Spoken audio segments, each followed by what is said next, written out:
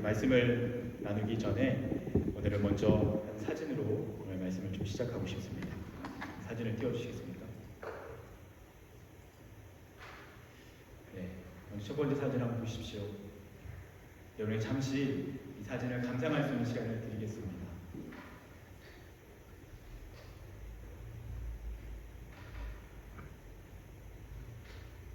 여러분 이 사진을 볼 때 어떤 생각이 떠오르십니까? 이어서 두 번째 사진도 보여주십시오.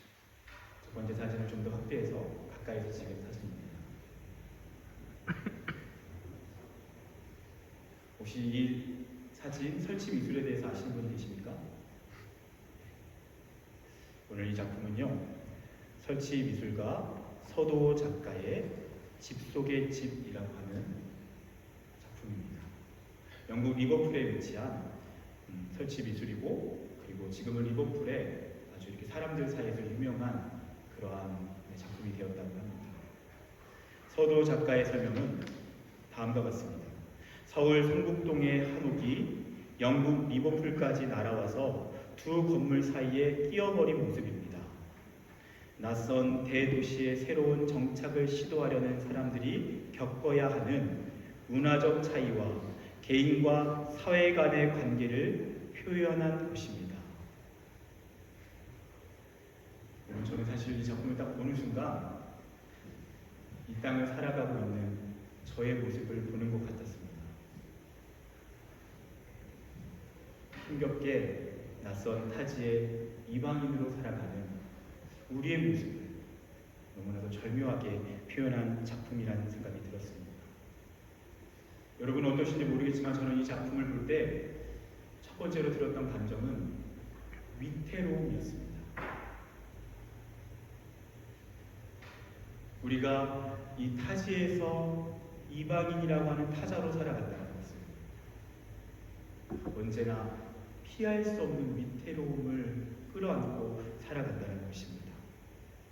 우리는 그 위태로움을 안고 살아가는 모험의 자리에 와 있습니다. 그리고 그 위태로움은 늘 우리 안에 잠재된 두려움으로 자리 잡혀 있기도 합니다. 이방인으로서의 소외, 인종차별, 불안정한 법적 지위, 체류에 대한 불안, 소매치기뿐만 아니라 여러 범죄의 대상이 될 수 있다는 걱정, 그리고 테러에 대한 공포 등 우리가 이 땅을 살아가지만 늘 이러한 위태로움을 끌어안고 살아갑니다. 어쩔 수 없는 그 불안정함, 그래서 이 낯선 서구 세계의 건물 안에 한옥이 끼어들어 있는데 그 공간이 비좁아서 겨우 옆으로 비스듬하게 끼어 넣어서 그곳에서 고향의 향수를 늘 느끼며 살아가는 그러한 이방인, 그리고 그러한 실존적인 위태로움과 두려움을 끌어안고 살아가는 그 이방인이 바로 우리라는 것입니다. 유학생들은 이곳에 인생의 큰 도전, 그야말로 모험을 하고 왔습니다. 늘 어떠한 두려움이 있습니까? 내가 여기 왔다가 정말 아무것도 얻지 못하고 가면 어떻게 하지? 목표로 하고 온 디플롬이 있는데 그 디플롬을 따지 못하고 가면 어떻게 하지? 그런 두려움이 있습니다. 그리고 이곳에 자리 잡은 분들도 마찬가지 어려움이 있습니다. 여러 현실적인 어려움이 있습니다. 늘 행정적인 그런 불안 가운데 살아갑니다.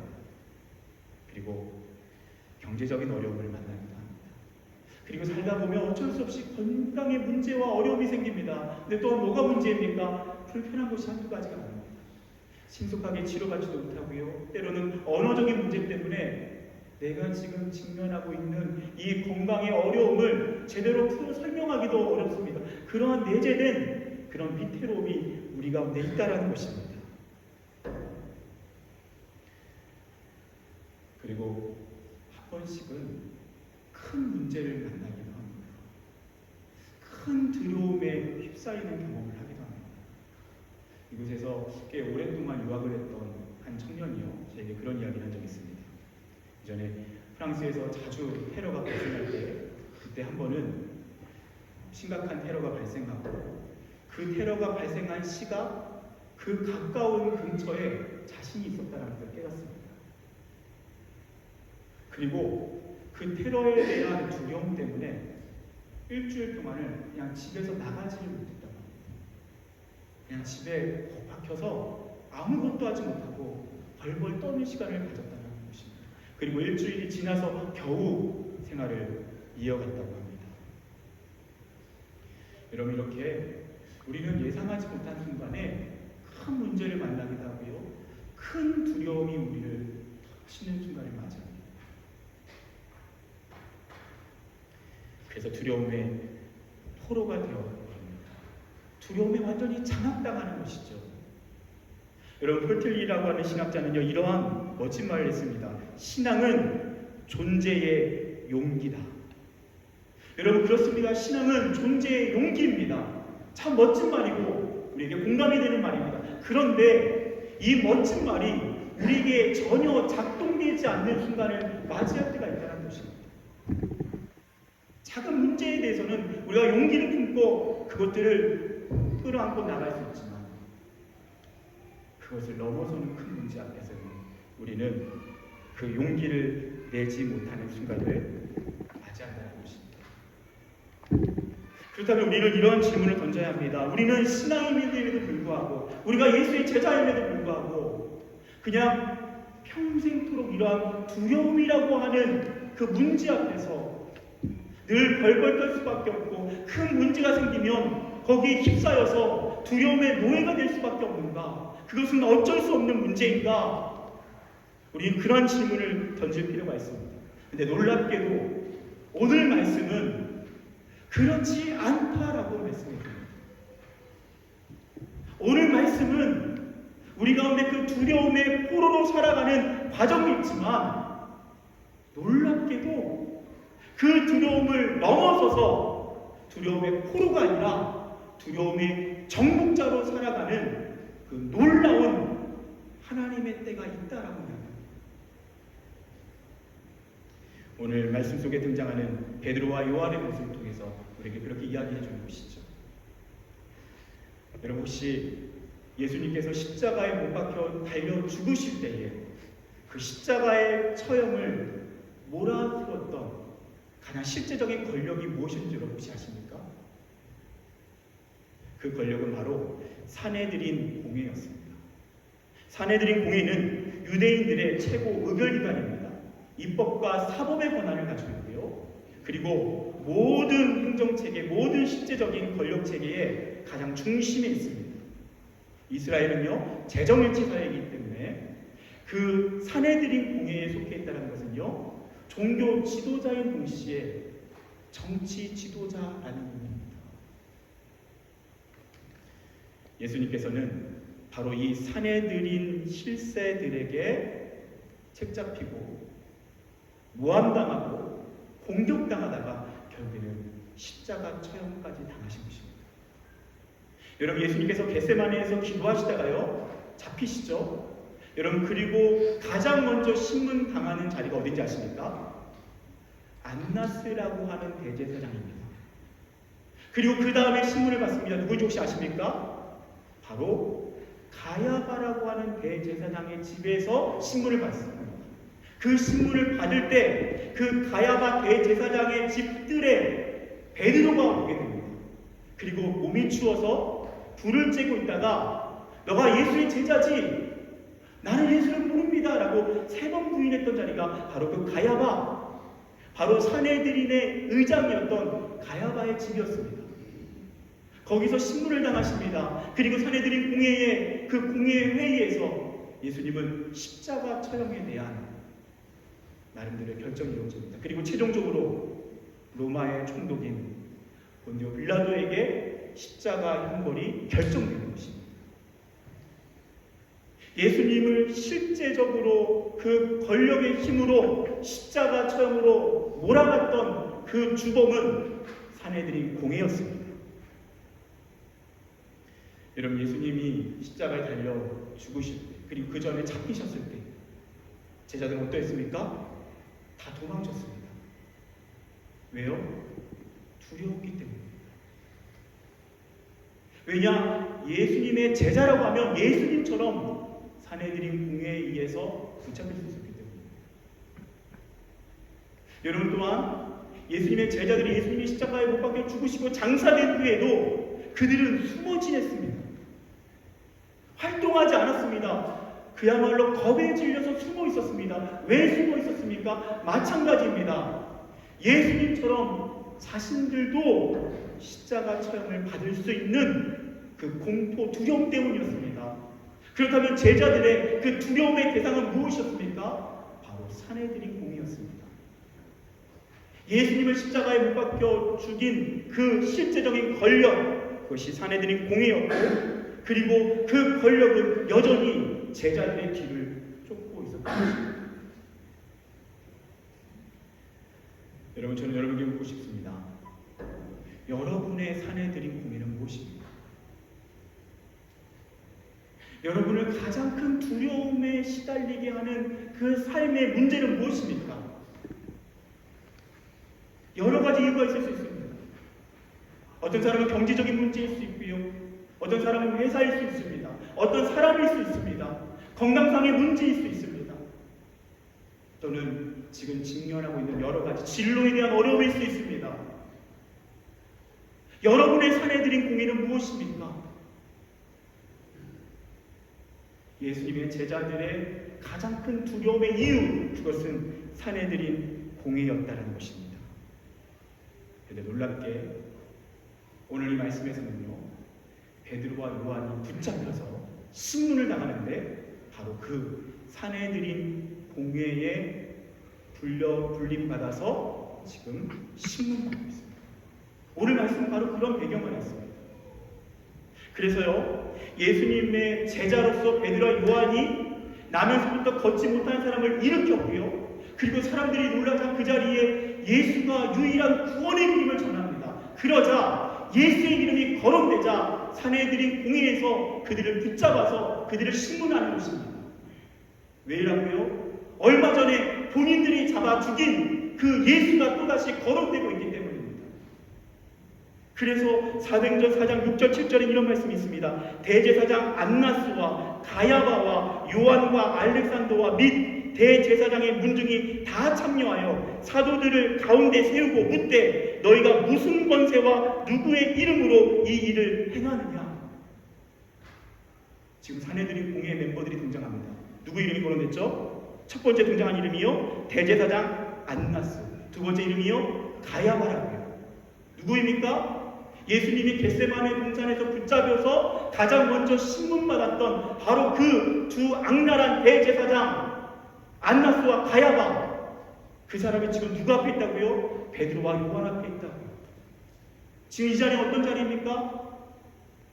얼마 전에 그 예수가 십자가에 달렸고 그 예수의 제자라면 그 이름을, 그 권세를 드러내서는 안 되는데 그것을 드러내고 있다면 얼마든지 똑같이 예수와 같은 그런 상황이 될 수 있는 두려운 상황입니다. 지금 베드로의 마음은 어땠을까요? 생각해 보십시오. 베드로가 뒤늦게 예수님을 쫓아갔던 곳이 가야바라고 하는 제사장의 뜰이었습니다. 거기서 예수님을 3번 부인했습니다. 근데 지금 자기 앞에 누가 있다고요? 가야바가 있다고요. 여러분, 평범한 사람이라면 트라우마를 느끼는 순간일 것입니다. 그 두려움에 몸서리치는 순간이어야 할 것입니다.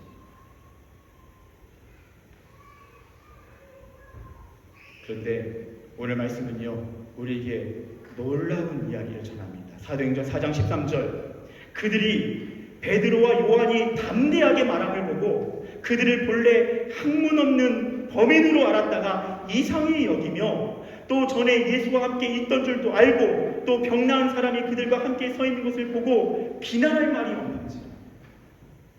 여러분, 베드로와 요한의 태도가 어떠합니까? 그들은 거침없이 누구의 권세, 누구의 이름으로 그 일을 하느냐 할 때 우리는 예수의 이름으로, 예수의 권세로 이 나면서부터 걷지 못한 사람을 일으켰고 우리는 그분을 전하고 있다는 이야기입니다. 그리고 그 이름 외에는 다른 구원받을 만한 이름을 주신 적이 없다라고 담대하게 이야기합니다. 그러자 이 산헤드린 공회원들이 이 두 사람을 그 담대함을 보고 이상하게 여겼다는 겁니다.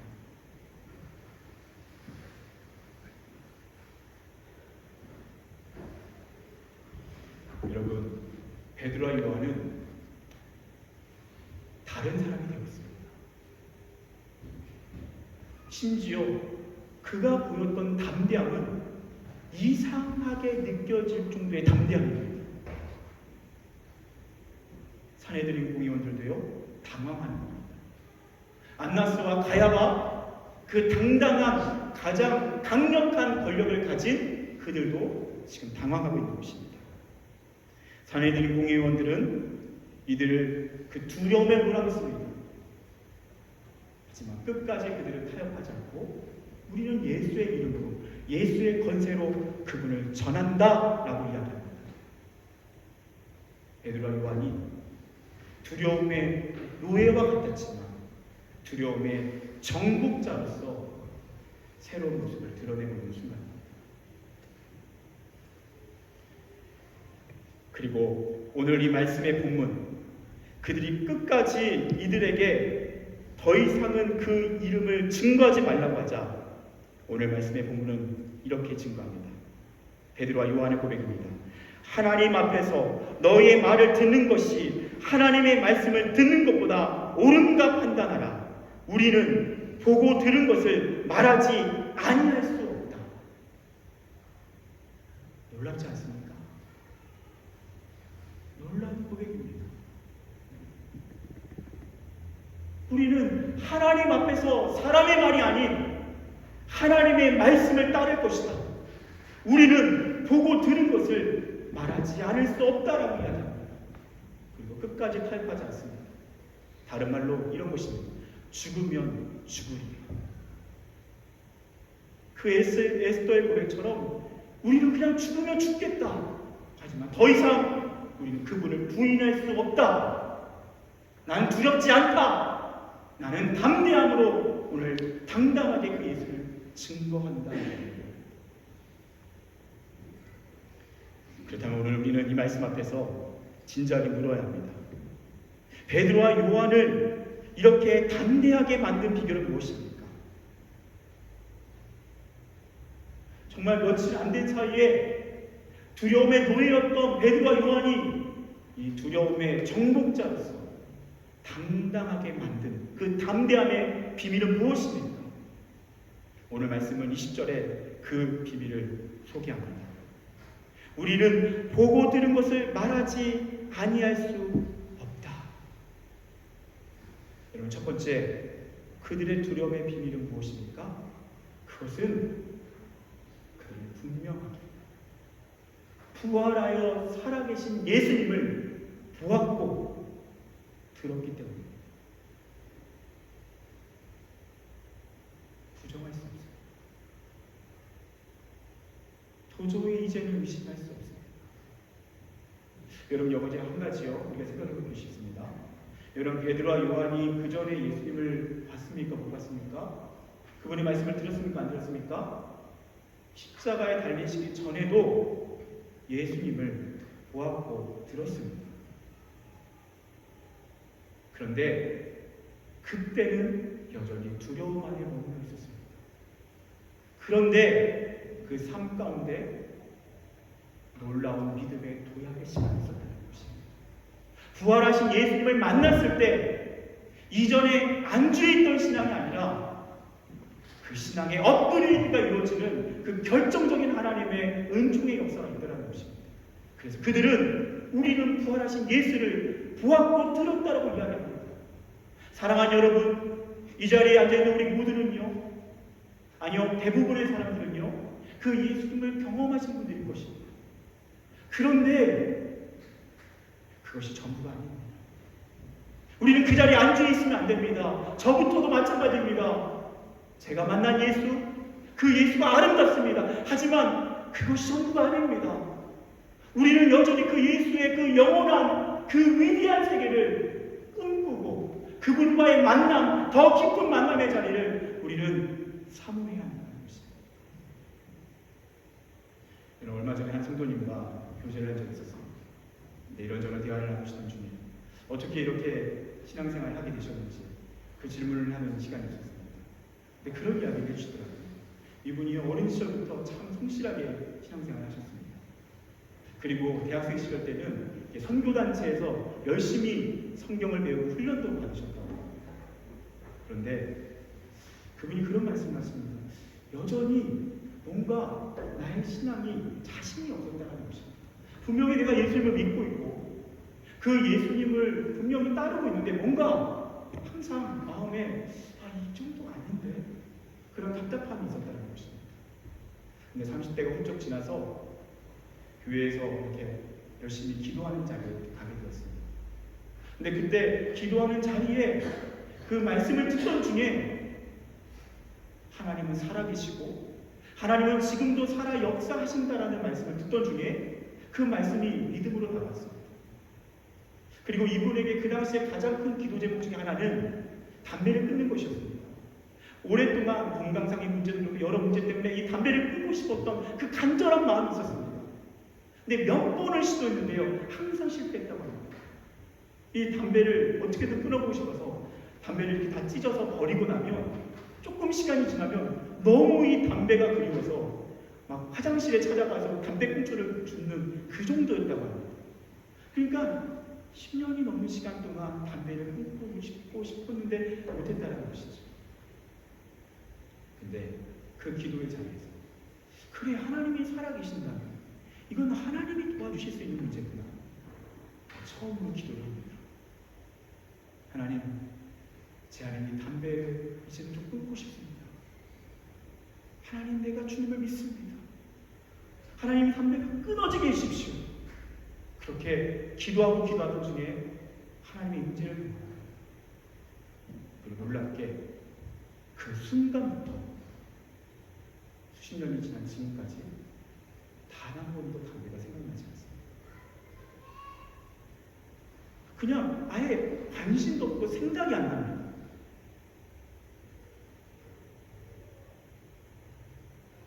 그분은 분명히 경험한 것이죠. 내가 믿는 하나님은 살아계신 하나님입니다. 예수님은 부활하셔서 지금도 살아 역사하신다.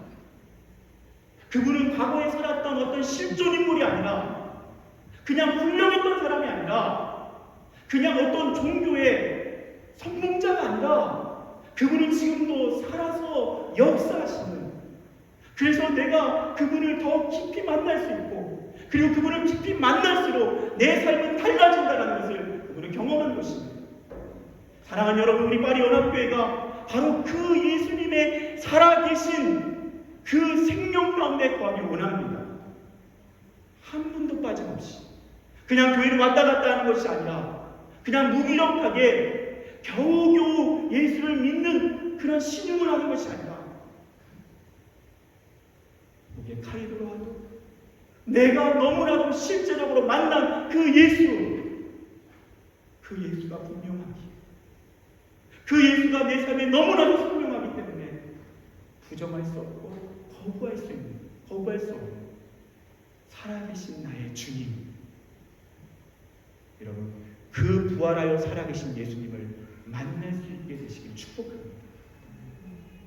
더 이상 과거의 신앙, 과거의 만남이 아니라 나를 새롭게 하고 나를 믿음의 도약으로 이끄는 바로 그 살아계신 예수를 새롭게 만나시기를 축복합니다.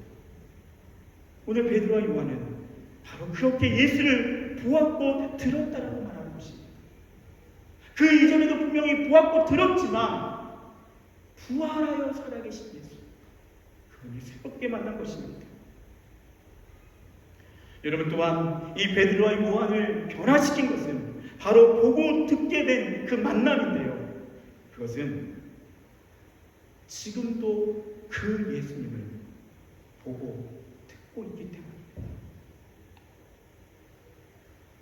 여러분, 베드로 요한이요, 성전 민문에 앉아있던 그 걷지 못한 사람을 걷을 때 무엇이라고 얘기합니까? 응답하면 내게 없거니와 내게 있는 것을 내게 주노니 나사렛 예수 그리스도의 이름으로 일어나 걸으라고 이야기합니다. 뭐라고 얘기합니까? 나는 은과 금은 없습니다.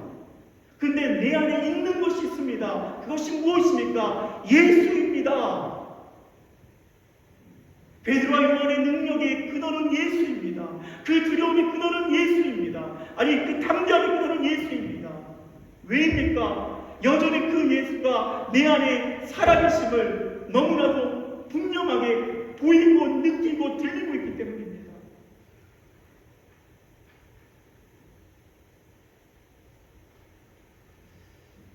예수가 자신 안에 있다는 것을, 내 안에 살아 숨쉬고 있다는 것을 우리가 경험하며 살아간다면, 날마다 그 예수를 만나며 살아간다면, 그 예수와의 살아있는 만남이 우리의 삶 가운데 지속될 수만 있다면, 저와 여러분에게도 베드로와 요한의 그 담대함이 우리의 것이 된다는 것입니다.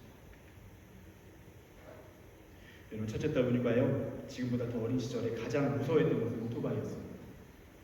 오토바이가 얼마나 무서웠냐면 그냥 그 소리가 멀리서 들리기만 해도 막 화들짝 놀라고 울었습니다. 근데 이 아이가 그렇게 울 때 제가 안아서, 빨리 안아서 안아주고 달래주고 그러면 괜찮았습니다. 제가 그래서 사실은 어린 시절에 항상 엄마만 찾다 보니까 빨리 좀 오토바이가 한번 지나갔으면 좋겠다 이런 생각을 한 적이 있었습니다. 나중에는요, 은유가 제 손을 붙잡고만 있으면 오토바이가 소리가 들려도 자연스럽게 품에 안기고 두려워하지 않았습니다.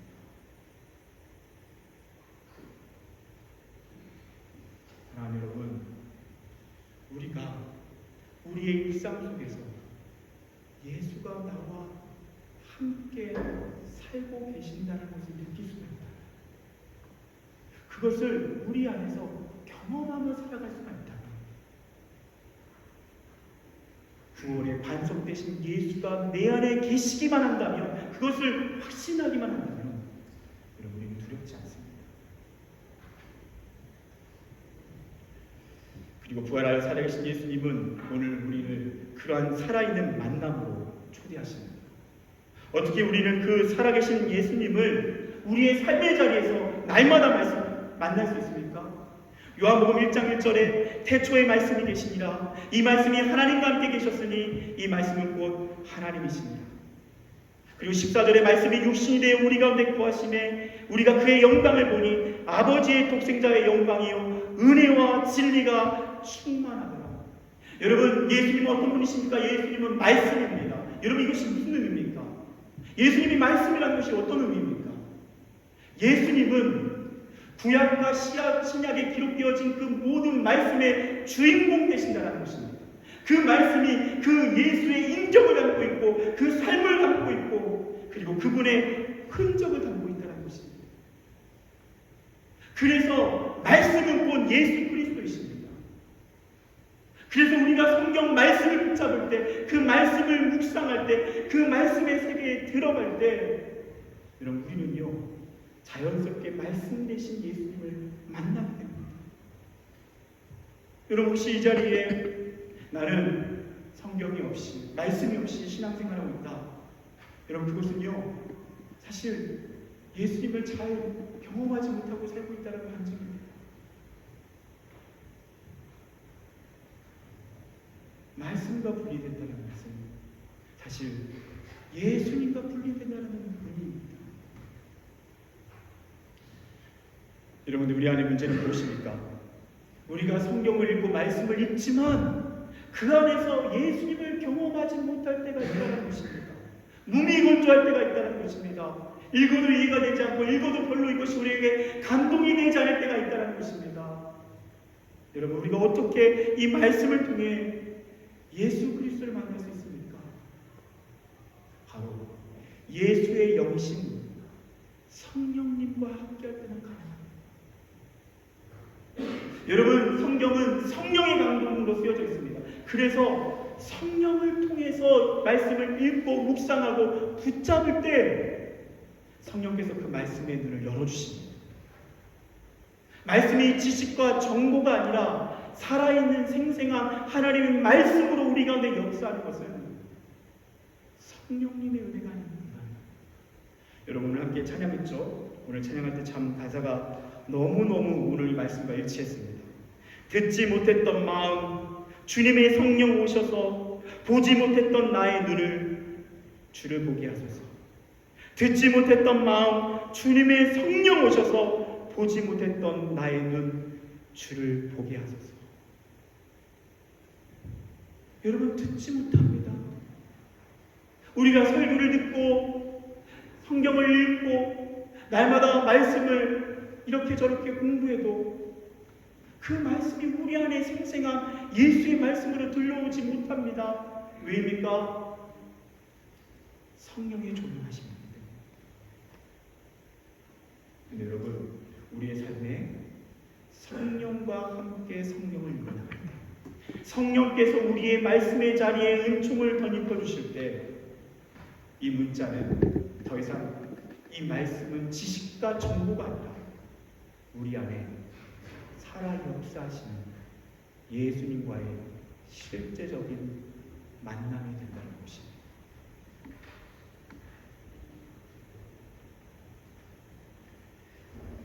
한 교회에서 성경 암송대회가 있었습니다. 우리 교회도 나중에 그런 성경 암송대회 같은 거 하면 참 좋겠다는 생각이 드는데요.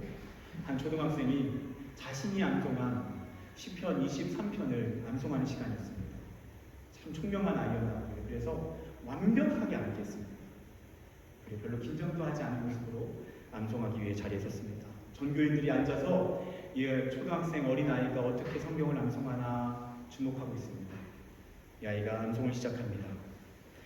여호와는 나의 목자시니 내게 부족함이 없으리로다.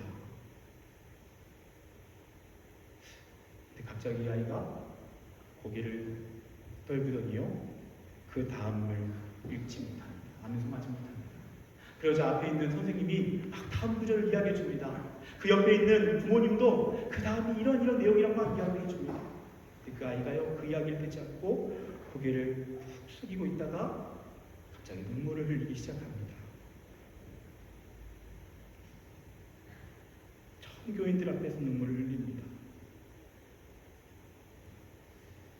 그 말씀이 성령을 통해서 살아있는 하나님의 음성으로 그 안에 스며들고 있습니다. 그리고 그 말씀을 한마디 고백했는데, 여호와는 나의 목자시니 내게 부족함이 없으리로다. 갑자기 이 아이의 마음에 그런 마음이 생깁니다. 아니 여호와 하나님이 나의 목자이신데 왜 내가 그렇게 부족하다고 했을까? 왜 내가 그렇게 불평했을까? 왜 그렇게 엄마 말을 안 듣고 계속 그렇게 따지면서 불평했을까? 눈물이 흘리기 시작합니다. 여호와는 나의 목자신데 내가 왜 그렇게 걱정했을까? 왜 그렇게 두려워했을까? 그 아이가 그렇게 성령 안에서 그 말씀을 고백하고 울기 시작하자 전 성도들이 같이 울기 시작합니다. 그래서 성도들 사이에 그 말씀이 그 성령과 함께 역사해요. 성도들이 함께 울기 시작합니다. 함께 회개하기 시작합니다. 정교인이 그 말씀의 은혜에 깊이 빠지게 됩니다.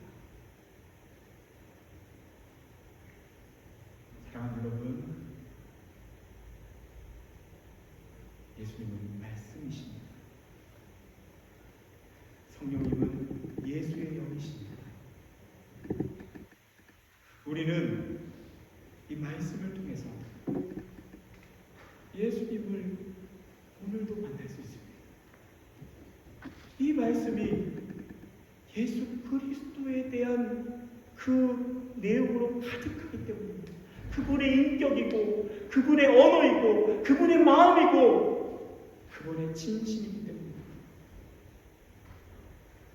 우리가 문자로 읽히고 그냥 정보를 읽히는 이 말씀이 성령을 통해서 우리 안에 다시 새롭게 읽어나갈 때, 성령께서 이 마음에 이 말씀의 눈을 열어주실 때, 이 말씀은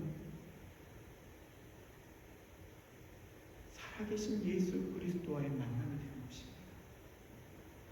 그래서 제자들이 우리는 보고 들은 것을 말하지 않을 수가 없다. 내가 오늘도 그 살아계신 말씀, 그리고 내 안에 계신 예수의 영 성령께서 분명히 그 예수 그리스도를 증언하고 계시고 그분이 내 안에 살아 숨쉬고 계시는데 나는 두렵지 않다. 그래서 나는 예수를 포기할 수 없다. 나는 어떤 두려움 앞에서도 담대할 수 있다.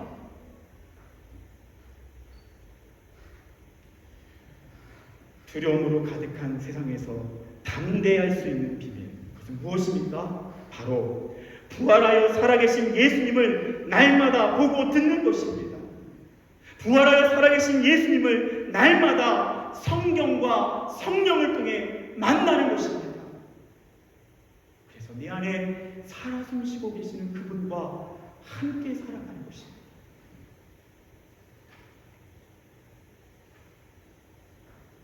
사랑하는 여러분, 오늘 이 말씀은 저와 여러분에게 도전이 됩니다. 그리고 희망이 됩니다. 베드로와 요한이 얼마나 어리석었고 얼마나 불안에 떨었고 두려워했는지 우리가 너무나도 잘 알지 않습니까? 베드로와 요한뿐만 아니라 12제자가 그 두려움을 뛰어넘어 담대하게 그 길을 걸어갔고 믿음의 길을 걸어갔고 순교의 길을 걸어갔고 그리고 예수를 위해 자신의 생명을 던진 것을 조금도 아까워하지 않았습니다. 여러분, 그들만의 이야기입니까? 아닙니다. 그 말씀은 우리에게 말을 걸어옵니다. 바로 오늘 우리를 향해서도 동일하게 이루어지는 말씀이라고 이야기합니다. 여러분, 우리 파리 연합교회가 이 말씀의 자리로 나가기 원합니다. 할렐루야. 여러분, 안주하지 않고 머물러 있지 않고 날마다 이 성경을 향해 달려가고 성령과 함께하여서 살아계신 예수 그리스도 그분과 날마다 살아있는 만남을 누리시는 그리고 그 모든 두려움을 넘어 담대함으로 나아가시는 저와 여러분 되시길 축복합니다. 기도하겠습니다.